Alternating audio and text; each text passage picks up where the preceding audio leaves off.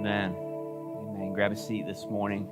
Once again, it's so good to see you here. Those of you joining us online, we're so thankful you're with us today as well. We kicked off a series last week that we're titling At the Core.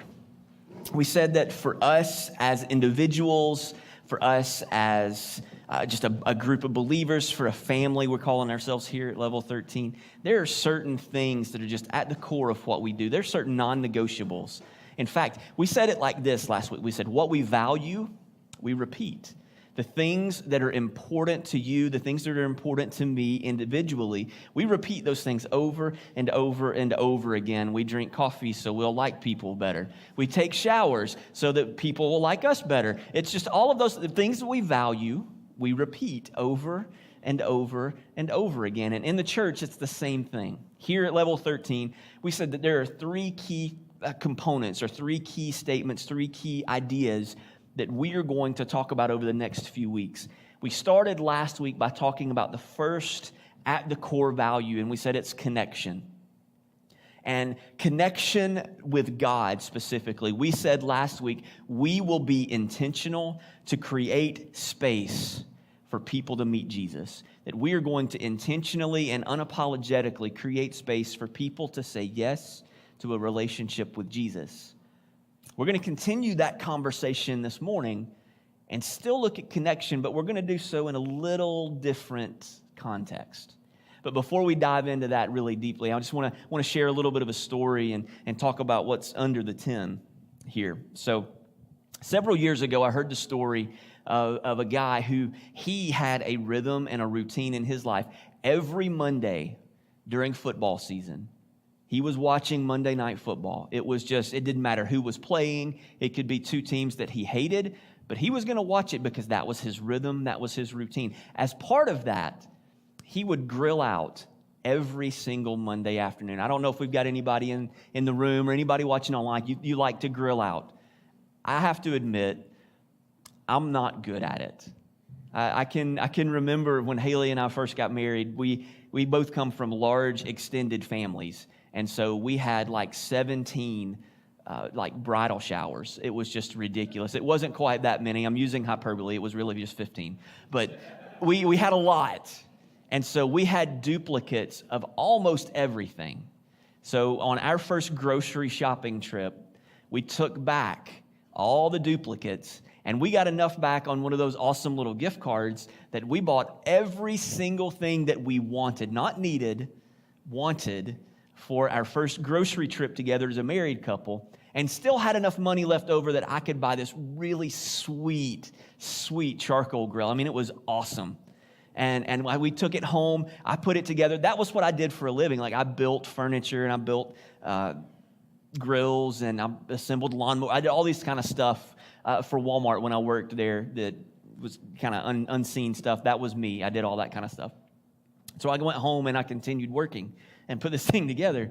And so we get home, and I'm like excited. We're going to do this. And so I think I used it 3 times in the matter of about 3 years. It sat in our carport. I'm not sure if that's what they're called here in Indiana, but it was not a garage. It was an open air carport thing. That's what we call them way back home in Alabama.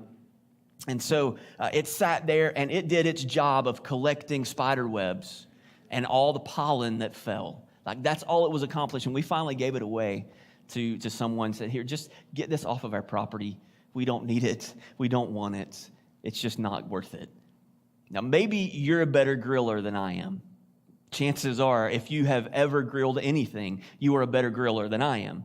But this guy, he loved to grill, and he didn't want a gas grill. He didn't want, something that was just boom, instant. He loved charcoal. That was his jam. That was his go-to. So his rhythm and routine every single Monday is he would start about, if the game kicked off at 8 o'clock, he would start about 6 o'clock prepping everything. He would clean his grill and get it ready, and he would get the charcoal briquettes that he wanted to use, and he was like a master technician. He put them together in like a pyramid style, just awesome style pyramid thing. I don't even know what you would call it. That's just what I'm going to call it. And he made sure that it looked the part. And so this particular Monday, things were absolutely the same. He started about 6 o'clock, cleaned his grill. He put the charcoal the way that it needed to be and had it ready to go. And he lit the charcoal from the bottom so that it would just do its stuff and go up. He pulls the lid down, goes back in, and he chills. He's chilling out. He's like, I'm just going to watch the pregame show for a little bit. Give it 30 minutes or so. And so he goes back out at the end of 30 minutes. And he opens the lid to his charcoal grill, and there's nothing. There's no smoke. There's no white hot embers. All that's there is this beautiful pyramid that he had built, scattered everywhere. And then it hit him. The stupid cat. I'm sorry if you love cats. Jesus can help you with that as well. He can help you overcome that. But this guy didn't like this cat. And the stupid cat bumped his grill and knocked all of the charcoal briquettes over before they could catch up and start doing the work that they were created to do.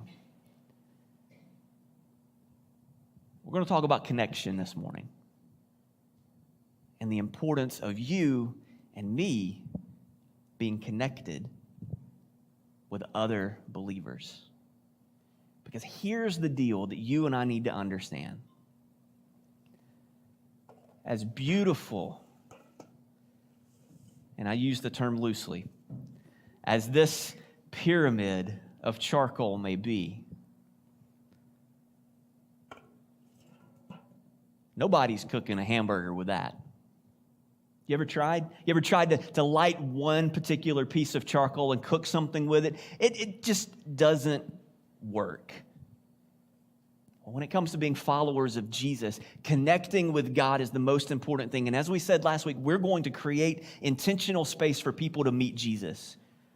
But I would say in close proximity to that is that you and I stay connected together as a body of believers, as a family, as a group of like-minded individuals who love God, who love each other, and we can go further faster. Now, there's an intentionality with the tables here this morning. Yes, we celebrated mothers, and we're gonna continue to do that. And as you leave, make sure you take more of the food with you and be blessed in Jesus' name. But there's also there's a double meaning. There's a second kind of ulterior motive. I want to steal something that I've heard Andy Stanley say forever. Circles are better than rows. Circles are better than rows. We believe life is done better together around a table, around a circle. And for those of you sitting around the rectangle tables, just pretend it's circular. Circles and rectangles in this instance are better than rows. Where we get this idea, where do we get this mindset, this philosophy from? Where does that come from? Well, in the New Testament documents, there are tons of them that have been written. A lot of them by the Apostle Paul, letters that he wrote to several churches. We have one letter that we're not really sure who the author is. We're not really sure for certain who penned the letter, Hebrews. Now, there are some schools of thought that think Paul wrote this. There are other schools of thought that think that one of Timothy's associates wrote it. We're not really sure. But we do know that it was written to a group of Jesus followers who were being kind of infiltrated and indoctrinated by Jewish customs. Maybe they had come out of Judaism and accepted Jesus as the Messiah, and now there were people slipping in, trying to convince them that, hey, you're doing it wrong. And so this letter was kind of a response to what was taking place. And whomever wrote this letter pointed to Jesus as the perfect high priest. They said, look, the high priest in Judaism, he has to come in every year and offer sacrifices, and it's this continual thing. But Jesus, he sacrificed himself once for all. And then he sat down because his work was finished.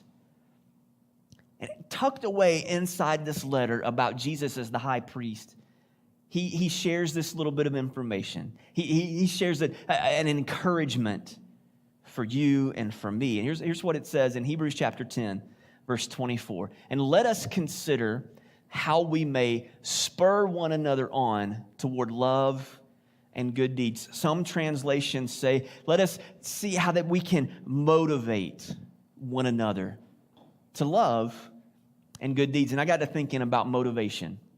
And I think there are a couple of different ways we can take this. There's some who, when I think motivation, I think of somebody like one of my former coaches who motivated you to do what you were supposed to do by just like yelling and screaming and spitting and, being willing to put you on the bench and say, you'll never see the playing field. You'll only see it from the stands if you don't do this. Maybe some of you who are in the military, you could think, man, that sounds like boot camp a little bit and probably a lot worse. You guys are much stronger and ladies are much stronger than me. I don't think I could have handled boot camp. I just couldn't. But you did. Maybe that is what you think of when you think of motivation. Maybe you think someone that's just like telling you, just kind of pointing out to you, you need to do this, you need to do this, you need to do this. But that's not what I read when I see this. This word spur one another on or motivate one another. It makes me think of someone who comes alongside. Let's consider how we can walk together and how I can encourage you and how you can encourage me toward love and good deeds, good works. He continues with this thought. He says, not giving up meeting together, as some are in the habit of doing, but encouraging one another, all the more as you see the day approaching. Now, I'm going to be a little hard for a minute, so I'm going to go ahead and tell you in advance. If you get offended, send me an email, send me a text, we'll talk, okay? Because I'm not pointing you out specifically, but I'm going to point this out specifically to you, okay? According to latest statistics that I've read, committed followers of Jesus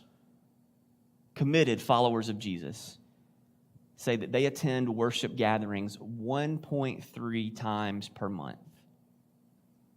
That's committed.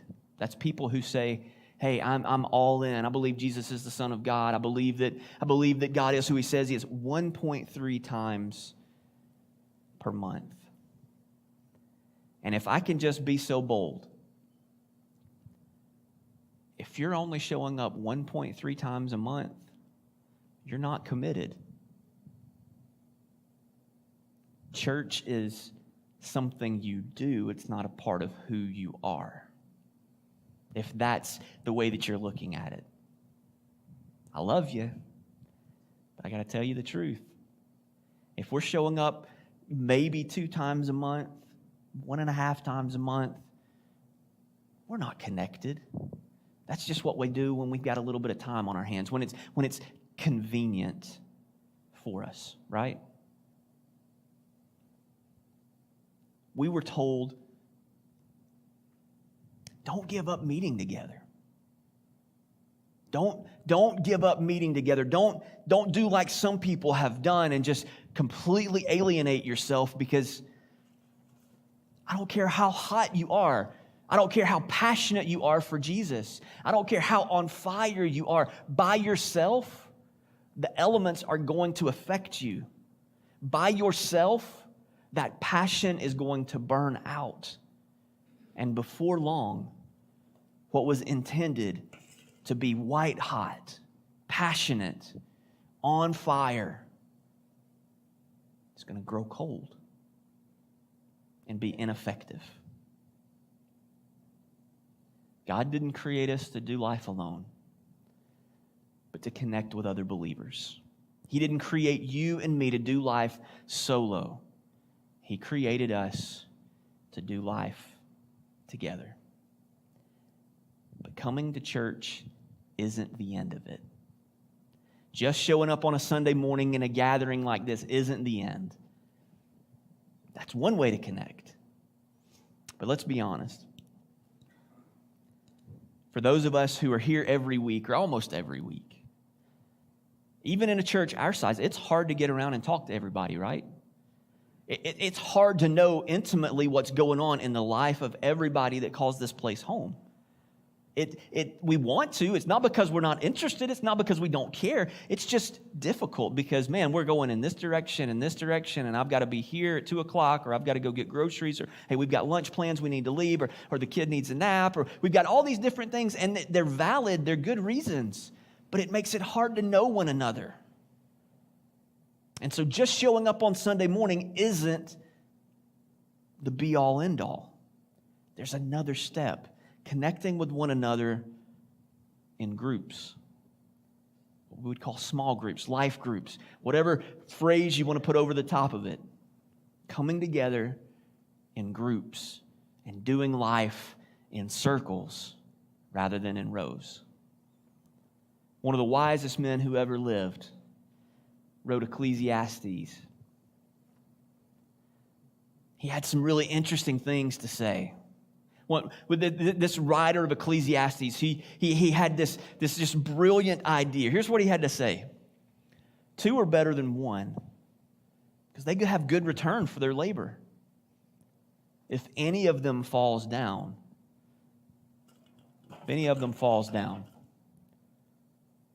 one can help the other up, put them back where they belong. Let's think about it for just a second. In your life and in mine, there have been moments, if we were just honest to God and honest with one another, there have been moments where it has been really hard to follow Jesus because life has just hit us in the face. We've started to have questions. We've started to have doubts. We've started to have worries. There have been things that have just hit us in the face, and you're like, you know what?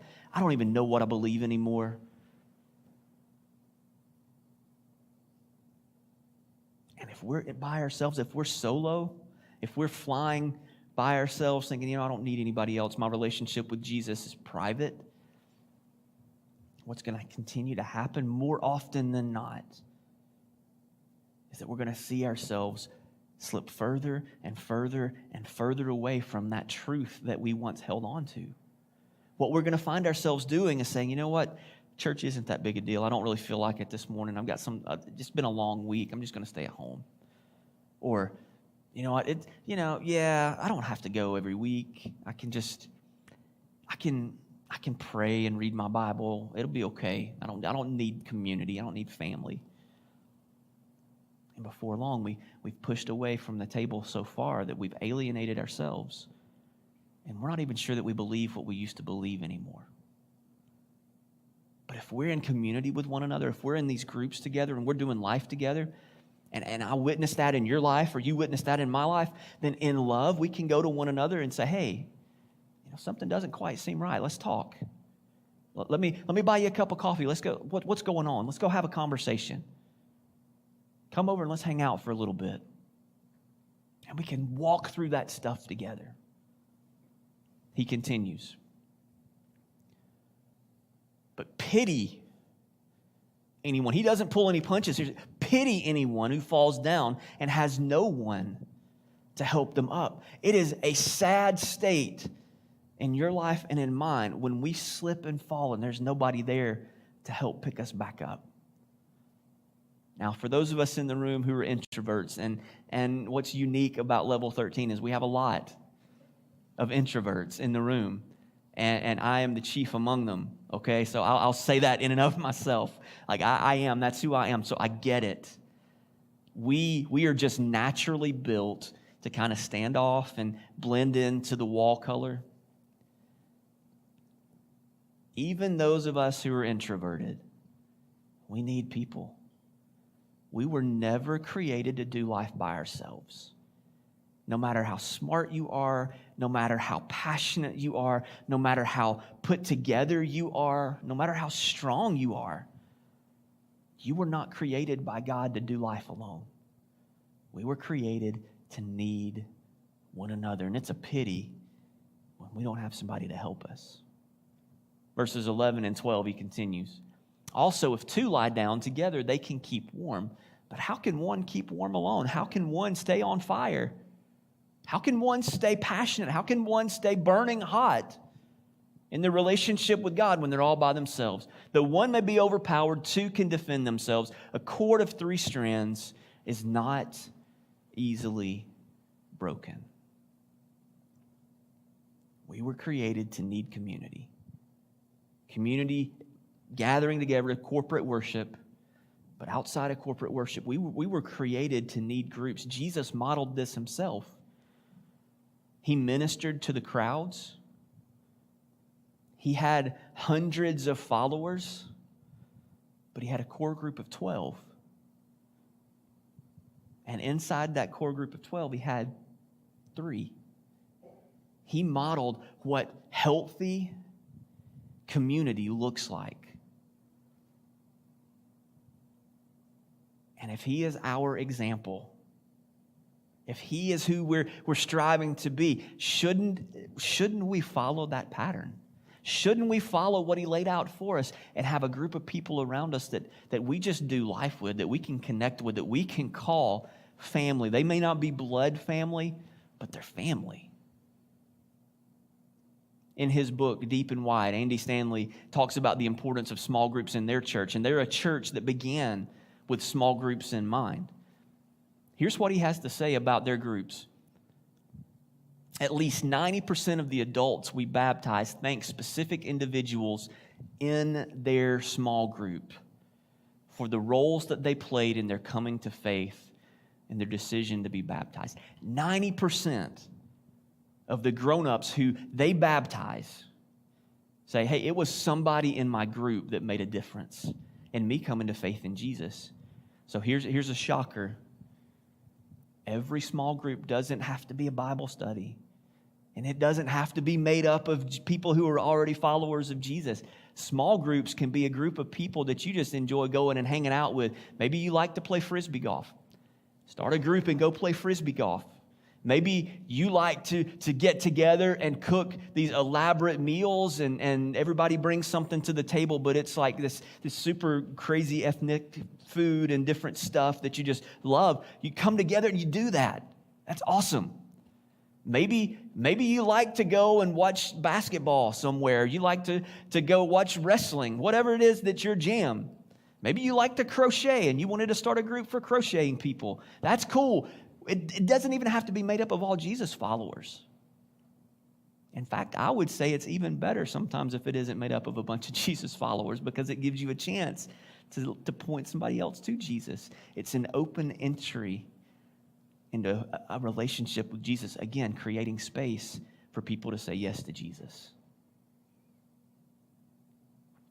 I read an article by a lady in Psychology Today. I think the article was published sometime in 2018. I can't remember exactly the date. I want to say it was October of 2018. And I've got that included here for us. I wanted to put it up on the screen because I thought it was so important for us to read. Let's go ahead and throw that one up for me if you would, please. Unfortunately, Janet Singer says, many of us have almost totally replaced our face-to-face connections with virtual ones. This woman isn't a believer. She isn't someone who's saying, hey, I'm a follower of Jesus. This is just psychology, what's going on in the science and medical world. We have replaced all of our face-to-face connections with virtual ones for the most part. In fact, we often pride ourselves on our independence. We think, hey, this is good. It's good for me to be by myself. I'm strong. But we need to recognize, she says, how important basic human connections are to our well-being. Maybe you've been struggling physically or mentally or emotionally or psychologically, and the kind of the gravitational pull for all of us when that's going on is to go inward and to start to shut everybody else out. But it's in those moments especially that we need to bring other people in. We need to draw people close to us and say, look, this is what's going on in my world. I'm struggling. I can't do this by myself. Come alongside me. Help me. Walk with me. It's not a sign of weakness. It's a sign of strength. It's a sign of understanding. It's a sign of biblical maturity, spiritual maturity, where you and I say, I can't do this by myself. God, in the first book in the Jewish scriptures, Genesis chapter 2, he says it's not good for man to be by himself. It's not good. It isn't something that he intended from the beginning. His intention from the beginning was that you and I would be in community. But it's not just gathering a bunch of friends. It's not just calling a group of people around us and being in community so that we have friends around us. It's something so much more.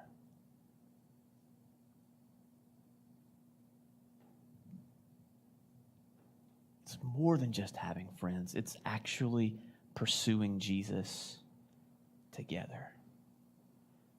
Like, we may have a group that's not all followers of Jesus. We may have 10 or 12 people around our table. And there may be 3 or 4 of them who are not sure what they believe. They just like the same things. They just want to hang out with us. But then there's a group inside that group that they're, as Hebrews spoke, they're encouraging us to love and good works. That they're drawing us closer to Jesus. They're leading us into a place where we want to know him more. You know, I heard Craig Rochelle say it this way one time. He says, look at your friends, I'll show you your future. You should have people in your circle, people that are in your life. There should be some who are a little bit further behind you that you can help lead forward. There should be some that are in that same area of life as you that you can walk through it together. And then there should be some who are a little bit further down the road than you so that they can teach you what it means to follow Jesus. To me, that's a beautiful picture of what groups and connections should look like. We have some folks who aren't maybe not quite there yet, but they like us. They enjoy the same things we enjoy. And we've got some folks who maybe they're in the same season of life as us. They're in that same place. We're still trying to figure out what it means to be good parents and a good spouse, or we're trying to figure out what it means to live the single life in a godly way, or we're trying to figure out what it means to be retired and all the kids are out of the house and we don't know what to do because our children have been our identity for our entire marriage and now we're having to learn one another again. We've got all this stuff going on. And then we have some people who are a little bit further down the road. They've walked through that with us already. They've gone through that part already. And they can look back and they can pour into us and say, hey, it's going to be okay. I know what you're facing. I know what you're going through. I've been there. Let me walk with you through it. Let me show the pitfalls, the mistakes, the stupid things that I did. Let me show you those things so that you don't make those same mistakes that I made. When it comes to connection, when it comes to relationship, we want to create space for people to know God. But we want to create space for people to know one another, for people to grow. Now, in the room this morning, on all of your tables, there are Connect cards. Those Connect cards we put out every week so that people can let us know how we can pray for you, or if you had a change or you've made a decision to be a follower of Jesus, what different things. The Connect cards are out for a different purpose this morning. Anyone who's been around Level 13 since Haley and I have been here, you know that we haven't been meeting with small groups. There have been a couple that have been meeting. But we haven't been meeting as a church. We haven't launched groups. And it's not because we don't value them. We do. It's because we wanted to make sure that we had everything ready. And we had kind of this heart, this spirituality, this strength, this foundation in place before we launched them. Because the last thing that we wanted to see happen was for us to launch groups and then them tank. So this morning, on all of your tables, and if there aren't enough Connect cards, we have more in the back. We can grab those for you. If you're interested in hosting, in leading, in serving in a small group, what I want to ask you to do is just fill out that Connect card. And on the back, where it has the place for comments, I want you to write your name down. Let me know, hey, I'm willing to host. I'm interested in leading a group. I want to be a part of a group. Can you give me more information? I want you to put your information there. I want you, and I'm going to say this as kindly as I can, but with as much force as I can. I want you to put your money where your mouth is. Because I've had some folks who've talked to me and said, hey, when are groups going to start? When are groups going to start? Groups are starting. So if you're interested, fill out the card, drop it in the black box in the back. You can come and personally hand it to me. For those of you who are online, if you're interested in being a part of a group, you're just not able to be here this morning, or you want to lead a group, or you want to host a group, you can email me, heath@level13church.com, HEATH at level13church.com, and I will get in touch with you. And I'll make sure that we've got this ready to go because it's so important. I want to see our groups grow and become what they're supposed to be because we weren't created to do life alone. We were created to do life in community.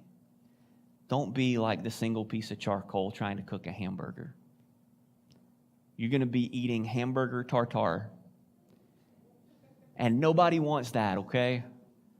Because it'll make you sick. And you don't want that. We want that nice, juicy, flame-kissed hamburger or steak or veggies for those of you who don't eat meat in the room.